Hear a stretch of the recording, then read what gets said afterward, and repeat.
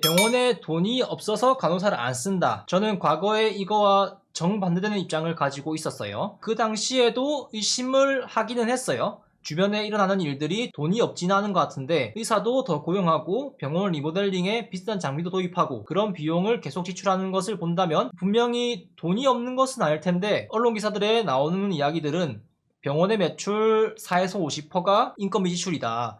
여기서 더 지출하면 운영이 어렵다. 그리고 실제 병원에서도 간호사를 더 쓰고 싶어 하는데 재정 문제로 인해 고용하기가 더 어렵다. 이런 이야기를 하니까 당사자들이 그렇게 이야기를 하니까 그렇게 믿었죠. 뭔가 석연치 않아도 그럴 것이다 하면서 그냥 믿어 의심치 않았어요. 병원 회계 공시 이런 것이 있는지도 몰랐고. 그런데 그런 의심을 품고 있다가 최근에서야 병원은 돈이 있으면서 간호 인력을 쓰려 하지 않는다. 그런 확신에 가까운 생각을 하게 되었어요. 그 당시에도 친구끼리 동기들끼리 확신을 하고 이야기할 수는 있었지만 유튜브를 통해서 이야기하는 거는 조금 더 신중하고 오피셜이나 기사 인터뷰 내용 같은 걸 기반으로 해야지 내가 그냥 의심이 든다 해가지고 의혹만 이렇게 풀어서 이야기하기엔 무리가 있다는 판단이 많이 들었어요. 의혹을 제기하더라도 어떤 정황이나 사실을 기반으로 합리적 추론 그런 걸 의혹으로 품어야지 뇌피셜로 이럴 것이다 해버리면 문제가 있을 거라는 생각이 들어가지고 그동안 다루진 못했습니다. 그래서 이번에 이 주제를 선정했으니 어떤 것들이 충분히 파악되었다, 근거가 있다 그런 뜻이겠죠. 일단 제가 여태까지 파악한 내용들은 이렇습니다. 간호 1등급 의료수가를 받기 위한 인력 고용을 한다.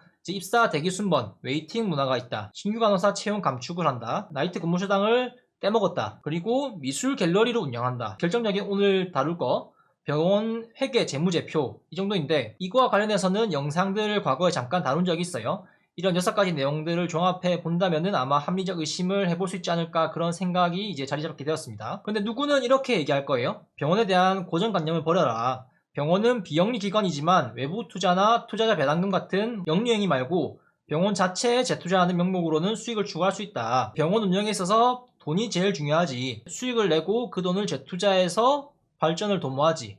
그걸 다 오로지 간호 인력에 더 투자하는 게 말이 되냐. 거의 날강도가 아니냐. 이렇게 얘기할 수도 있겠어요. 분명 병원 매출의 일정 비율은 어떤 비용에 쓰이고 인건비는 이 정도 지출을 부담해야 하는 경영에 있어가지고 범위를 설정해놨을 겁니다.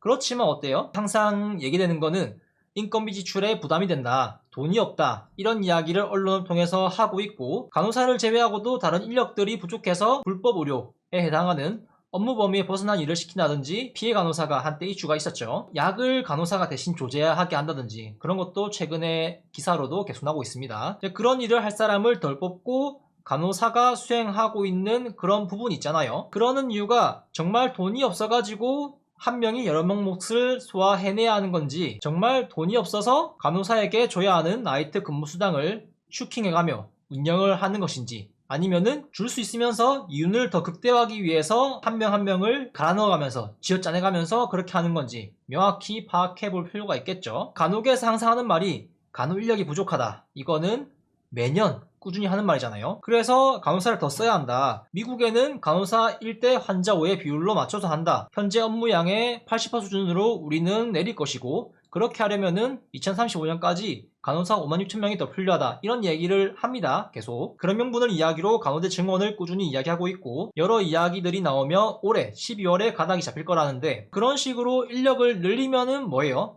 병원이 그 인력을 써준다는 보장은 어디에도 없어요. 인력 늘리는 게 정원학대, 협회 쪽에서는 2년제 집중학사 제도를 채택하자 그렇게 하고 있고요. 그런데 이미 상위 대형 병원은 신규 채용을 감축하고 있고 실제 통계로도 간호사 인력은 꾸준히 고용되고는 있지만은 그 증가폭은 감소하고 있는 추세입니다. 이게 22년 1분기고요. 병원 수는 45개가 똑같죠. 상급종합병원. 상급종합병원은 초록색깔로 표시해놨어요. 분기별로 1300명 증가했고 976명, 414명, 863명, 916명, 461명 이렇게 증가를 했는데 같은 분기별로 봤을 때 증가한 폭이 적죠. 점점 증가폭은 줄어들고 있어요. 아마 4분기에는 많이 채용을 안 할 것 같은데 일단 분기별로 비교를 해봤을 때 증가폭이 점점 줄어들고 있습니다. 인력이 포화되고 있다. 그런 걸로 볼 수가 있죠. 이런 상황인데 간호사 1대 환자 16.3을 1대5로 하고 거기에다가 업무량을 80% 줄이자고 얘기하고 있죠. 산술적으로 인력을 3.5배 더 고용해야 한다는 말이에요. 상급종병 기준으로 환자 16.3대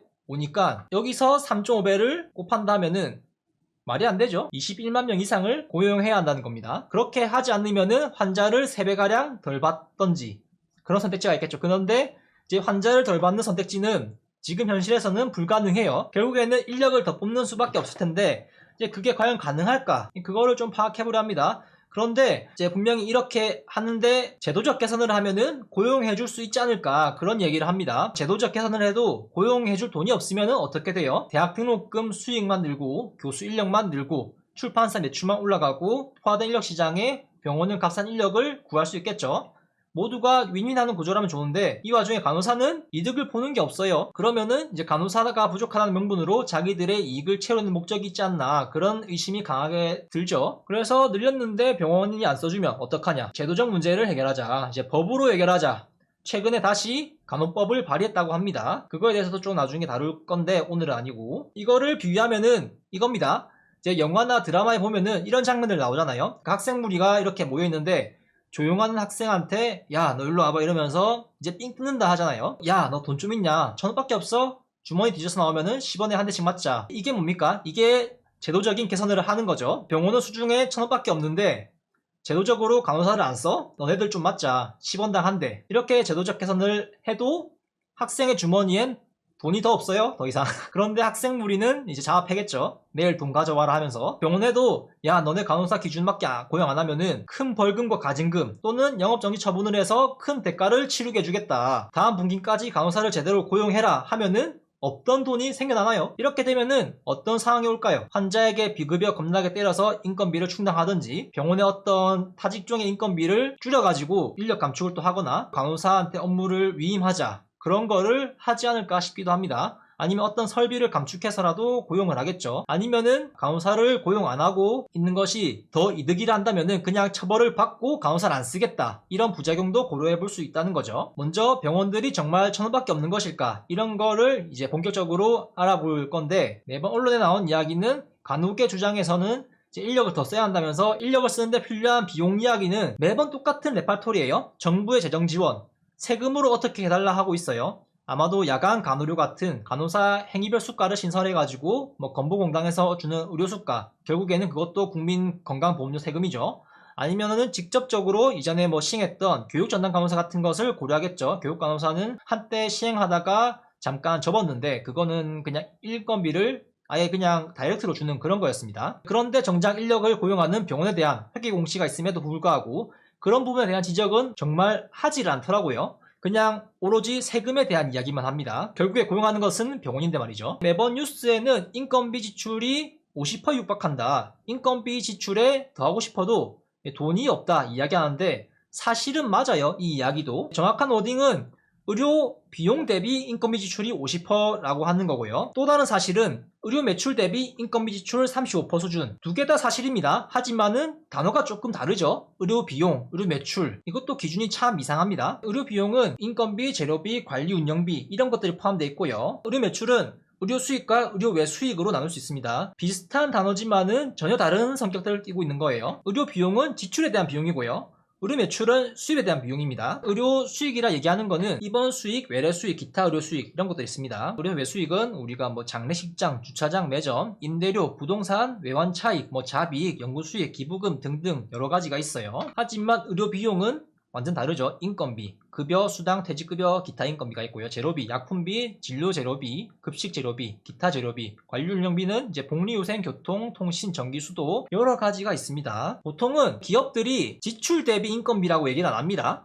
보통은 한정 같은 경우에는 매출액 대비 3.5% 수준 이렇게 얘기를 합니다. 병원처럼 지출 대비 3.5% 이렇게 얘기를 안 해요.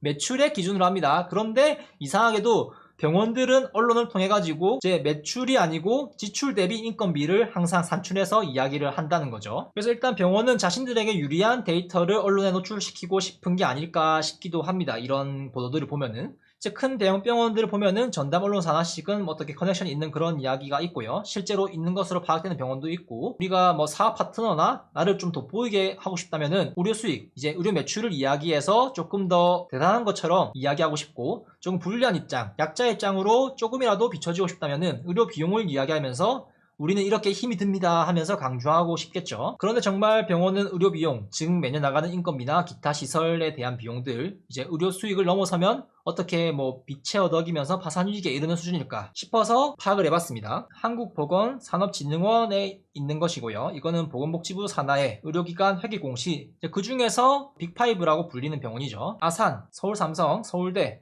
신촌연세 세브란스, 서울성모병원 이렇게 있습니다. 이제 누구는 이렇게 생각할 거예요. 아니 간호사 인건비 그 얼마 한다고 세금으로 좀 지원해주면 되지 않냐. 의료 수가 조정해서 건강보험료 안 올리고 간호행위별 수가를 신설해서 하면 되지.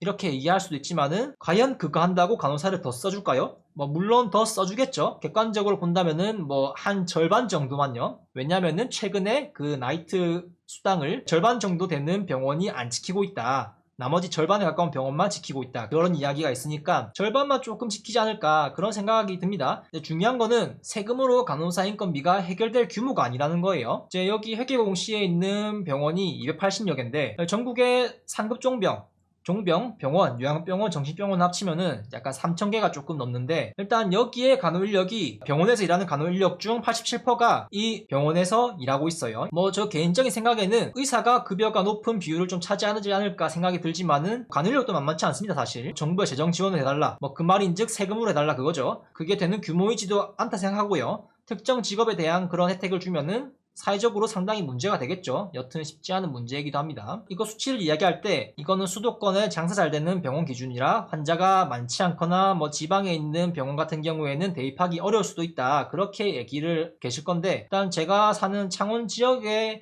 있는 이제 큰 병원들은 잘 운영하고 있더라고요. 회계 공시를 봤는데 수도권, 지방 이런 부분에서 이제 어떤 전문 경영 컨설팅을 받아서 운영하는 대안을 찾아보면 되지 않을까 싶기도 한데 최근에는 어떤 병원 교육에서는 이런 이야기를 했답니다. 병원 수익을 조금 더 늘리기 위한 전략으로 환자 재원 일수를 보통은 일주일로 가져가는 걸로 이렇게 얘기가 되고 있어요. 이제 수도권에 있는 큰 병원들은. 그런데 최근에는 6일로 단축시키기 위한 회의가 있었다. 그런 이야기가 있습니다. 환자가 아파도 퇴원할 수 있는 어떤 최소한의 마지노선 상태가 되면은 퇴원을 시켜버리겠다. 그런 거를 추구한다는 거죠. 그거를 실일해서 이제 6일로 1일 더 당겨가지고 하겠다. 이제 그거를 1일을 당기면은 1일을 또 모으면은 이제 6일이 돼가지고 환자가 한 명 더 오는 그런 계산이 되잖아요. 그런 식으로 방향을 잡고 있다 하는 거죠. 물론 병원에서 하는 이야기는 우리가 돈 때문에 이런 수익률을 극대화하기 위해 추진해야 합니다 라고 하는 게 아닌 환자분들의 귀한 시간을 아껴드리기 위해 재원 일수를 7일에서 6일로 당기는 치료 계획을 설정했다. 나아가 뭐 당일 입퇴원 치료 이런 게 먼 미래에 이제 큰 병원에도 실현되지 않을까 싶습니다. 아니면은 중환자실 당일 입퇴원 이런 것도 나오지 않을까. 뭐 물론 병원이 경영이 어려워가지고 이런 것을 추구할 수도 있겠지만 더 높은 수익을 위해서 쥐어짜내는 것일 수도 있지 않을까 싶은데 표에서 1,000원 단위는 내렸고요. 항목들이 여러 개 있는데 제가 가져온 것들은 총 6가지입니다. 매출, 아까 얘기한 의료 수익과 의료 외 수익이죠. 그리고 인건비, 그리고 밑에 가로는 의료 수익, 매출 대비 인건비 비율이 얼마인지 좀 가로로 해놨고요. 그리고 의료이익, 의료이익 같은 경우에는 매출에서 의료 비용을 뺀 순수익에 가까운 그런 돈이죠. 전체적으로 병원 운영을 하면서 남는 돈, 그게 순수익이라는 이렇게 나와 있는 게 있더라고요. 그래서 순수익을 가져와 봤고 그리고 자본총계, 부채와 자본총계 있습니다. 자본총계는 어떤 거냐면은 비유하자면은 당장 우리가 쓸 수 있는 돈, 부채와 자본총계, 그러니까 부채랑 자본총계를 더한 값인데 부채 같은 경우에는 쉬운 예시로는 우리 집을 생각하면 돼요. 집을 산다 가정하면은 대출로 빚내서 사잖아요 보통은. 만약에 5억짜리 집을 산다 하면은 원금 얼마 선납해가지고 대출 껴서 하겠죠. 뭐 원금을 일정 비율로 지불하는 대가로 집을 살 수 있게 대출을 해주는 거니까요. 일단 부채는 계약금, 빚 이런 것으로 볼 수 있어요. 그래서 뭐 우리 집 재산이 얼마다 할 때 그냥 집값하고 수중에 들고 있는 돈 이런 걸로 재산을 얘기하잖아요. 뭐 10억짜리 건물을 7억 정도 대출 껴서 샀는데 우리 집 재산 3억이야. 이렇게 이야기는 잘 안 하죠. 10억짜리 건물 시세가 유지된다고 하면은 10억이야. 보통 이렇게 얘기를 하고요. 이것보다 좀 더 깊이 들어갈 수 있는데 사실은 이것만 알아도 충분하지 않을까 생각돼요. 아산병원은 매출이 18년부터 21년까지 증가하고 있어요. 매출이 점점 증가해서 지금 2조 3,500억이 되죠. 매출이 7천억 가까이 증가했습니다. 그렇지만 인건비는 매출 대비 34% 내외 를 오가고 있죠. 인건비 지출은 매년 오르고 있긴 합니다. 8,200억대로 올랐죠. 그렇지만 의료이익은 인건비가 오른 거에 비해 의료이익은 유지되고 있습니다. 이런 걸 다 계산한 순수익들이 계속 플러스로 유지되고 있어요. 순이익이 21년에는 282억이 됐고요. 그리고 자본총계, 부채와 자본총계 점점 재산이 늘고 있습니다. 이걸로 볼 수 있는 거는 인건비를 많이 써도 어디에서 이익이 난다. 결국에는 돈을 쓸 수 있는 그런 여유는 존재한다. 그렇게 볼 수 있을 것 같습니다. 다른 병원들을 보면 조금 더 극적입니다. 일단 아산병원은 이제 현대에서 운영하는 거잖아요. 뭐 전문 경영 그런 게 있어가지고 운영을 잘하는 건지 적자는 안 나고 있습니다. 순이익 부분에서도. 삼성병원입니다. 매출을 봅시다. 점점 증가하고 있죠. 1조 8천억 규모입니다. 그리고 인건비는 4,300억에서 5,800억까지 증가했죠. 인건비가 의료 수익 대비 비율이 삼성은 30% 초반대입니다. 29.8에서 최근에는 조금 올랐죠. 하지만 의료이익은 마이너스가 납니다. 마이너스. 최근에 83억으로 조금 흑자네요. 하지만 순이익은 어때요? 순이익은 점점 이렇게 좀 마이너스가 되다가 20년에는 의료이익이 마이너스인데요. 순이익은 플러스입니다. 그리고 21년에도 순이익이 300억으로 플러스죠. 그래서 자본총계 당장 쓸 수 있는 현금들이 얼마냐? 보면은 점점 늘고 있습니다. 어떻게든 이렇게 적자를 보고 있는 상황에서도 이렇게 마이너스 400억이 적자 났는데 자본총계는 1년 만에 더 늘었어요. 결과적으로. 그리고 부채와 자본총계도 점점 늘었죠. 이때는 잠깐 감소를 했네요. 조금 더 수익을 봤는데. 그리고 서울대는 어떤가요?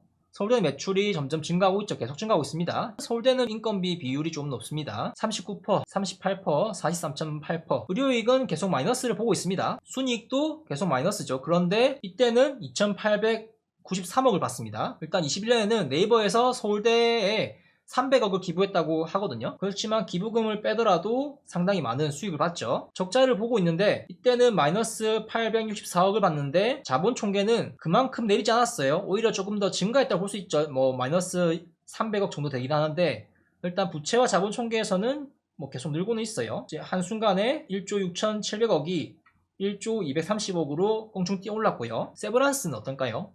매출은 1조 4천에서 4년 만에 1조 8,500억으로 올랐고요. 인건비는 계속 30% 후반대, 40%대를 오가고 있죠. 의료이익은 계속 플러스를 보고 있습니다. 흑자를. 하지만 순수익은 의료이익을 이렇게 보고 있음에도 어디선가 세고 있다는 거죠. 작년에는 마이너스 1,000억 가까이 됩니다. 그 전해는 500억 정도 되고요. 하지만 자본총계는 계속 오르다가 이때는 조금 내렸는데 부채는 계속 오르고 있죠. 부채 자본총계. 이런 것을 본다면은 인건비 자체에서 이렇게 망할 정도의 그런 운용이 안 될 것 같다는 그런 생각이 들거든요. 서울 성모는 어떤가요? 8,700억에서 1조 이상으로 올랐습니다. 인건비는 30% 중반대를 유지하고 있고요. 의료이익은 계속 보다가 20년에 마이너스 250억을 받고 그 다음에는 흑자를 받습니다. 순이익은 계속 마이너스 플러스 보고 있다가 자본총계는 계속 조금 오르락내리락 하죠. 대기업이 운영하는 그런 병원들과 달리 부채와 자본총계는 어떻게 극적으로 오르진 않았습니다. 그래서 이제 이런 운영이 어렵다는 병원들은 전문 경영인들이 운영하는 그런 대기업 병원들에 가서 경영 컨설팅을 받으면 어떨까. 하지만 이제 이런 수익 보는 것과 반대로 분명히 매년마다 폐업하는 병원은 늘어나고 있어요. 그런데 그런 병원들이 항상 정상적으로 운영을 하는데 폐업을 하는가에 대해서는 조금 더 들여다볼 필요가 있다는 거죠. 실제 과거 기사들에서 어떤 메르스 사태 때문에 병원들이 뭐 확진자 동선이 겹쳐가지고 폐업한 병원들 생기고 있다 이런 이야기를 들어봤을 겁니다. 제가 사는 지역에도 그런 병원이 있었거든요. 당시 상황은 입원 환자가 메르스 확진을 받아가지고 병원 전체를 자진 폐쇄한 병원이었어요. 그래서 창원시에서 그 여파로 어떤 대출을 저금리로 해가지고 할 수 있게 해줬다 하는데 표면적으로 알려진 거는 이제 메르스 때문에 경영이 악화되어가지고 폐업했다 그렇게 돼 있지만은 사실은 그게 아니었다고 합니다. 알고 보니 병원 전체를 상가 건물처럼 임대차 형식으로 계약해서 영업을 했다고 하는데 관계자 A씨에 따르면은 병원이 영업을 중단하게 된 결정적인 이유는 병원의 경영상 문제였다고 합니다. 메르스 때문이 아니고 이제 병원장과 친족 관계에 있는 B씨가 지속적으로 병원 자금을 빼돌린 것이다. B씨는 병원 명의로 시중은행 수고세 도합 15억가량의 대출을 받았다. 그렇게 해가지고 이런 문제 때문에 병원이 망했다고 합니다. 대부분의 병원들이 그렇진 않겠지만은 일부 발견되어 언론에 보도된 병원들을 보면은 이런 것들이 있습니다. 병원 업무과 직원들이 잇따라 횡령 사건 4년간 280여 차례 횡령한 것도 있고요. 그리고 서울에 있는 국립대병원은 뭐 청렴도 평가에서 5등급 낮은 평가 등급을 받았다 그런 이야기도 있습니다. 강남 의사 집에 현금 24억 쌓아놓고 탈세 소득 숨긴 호화 어떻게 막 있고요. 의사 소득 탈루 극소수 전체 매도 나는데 탈루 행위를 어떻게 뭐 병원 규모에 가리지 않고 한다는 이야기가 있습니다. 탈세는 그냥 세금을 안 낸 거고요. 탈루는 의도적으로 소득의 정도나 어떤 이익 자체를 회계에서 누락시켜가지고 세금을 줄이는 행위를 탈루라고 하는 거예요. 이제 탈루한 것도 이렇게, 그리고 이제 매출 축소 조작 이런 것도 있고요. 의료기 업체, 대학병원 리베이트 위에 법인 자금 유출 막 그런 것도 있습니다. 그래서 이런 것들을 보면은 운영이 어려운 거 아닌 것 같아요. 그러니까 망하는 병원들 중에서 돈이 없는 게 아니라 도둑이 있어가지고 망하는 병원일 수도 있지 않을까 싶은데, 회계상에 어떤 정당한 이익들만 적혀 있겠죠. 하지만 이런 것처럼 리베이트 같은 거, 이제 대표적으로 제약회사도 있을 거고요. 이 회계에 안 적힌 수익들도 있겠죠. 그런 것들을 고려한다면은 솔직히 병원 운영에 있어가지고 엄살 같지만 항상 이야기하는 인건비 지출이 너무 부담된다, 그런 언론 보도와 달리 사실은 조금 더 인력을 쓸 수 있는 그런 상황이지 않을까, 그런 생각이 듭니다. 뭐 일단 일기 유튜버인 제가 알아본 바는 이 정도고, 실제로 뭐 어떤 것을 제도적으로 하려는 사람들, 그런 힘 있는 권력 있는 사람들은 조금 더 자세히 알아볼 수 있는 방법이 있겠죠. 그래서 이런 거를 조금 더 파악하고 조금 더 이런 거를 어필하면은 설득력 있는 그런 게 되지 않을까 싶습니다. 법제화를 하기 전에 그 법제화를 했을 때 들어갈 인건비를 어떻게 융통할 거냐, 세금으로 하는 거는 한계가 분명히 있습니다. 분명히. 그래서 이제 병원이 진짜 인건비가 없어서 안 쓰는 건지, 쓸 돈이 있는데 안 쓰는 건지, 그런 거를 파악해 보기 위해서 제가 방금 그 병원 회계에 대한 거를 조금 가져와서 정리해 봤고요. 이제 앞으로 이런 거를 추진할 간호계에서는 이런 걸 조금 더 집요하게 파서 이제 병원 회계들을 다 보고, 진짜 이 병원들은 그런 인력을 쓸 수 있는 돈이 있는데 안 쓰는 것이다, 그런 거를 조금 더 이야기하면서, 오로지 세금으로만 어떻게 다 부담을 하자 하면은 반대하는 사람들이 상당히 많아요. 그렇기 때문에 이제 이런 걸 좀 파악할 필요가 있다.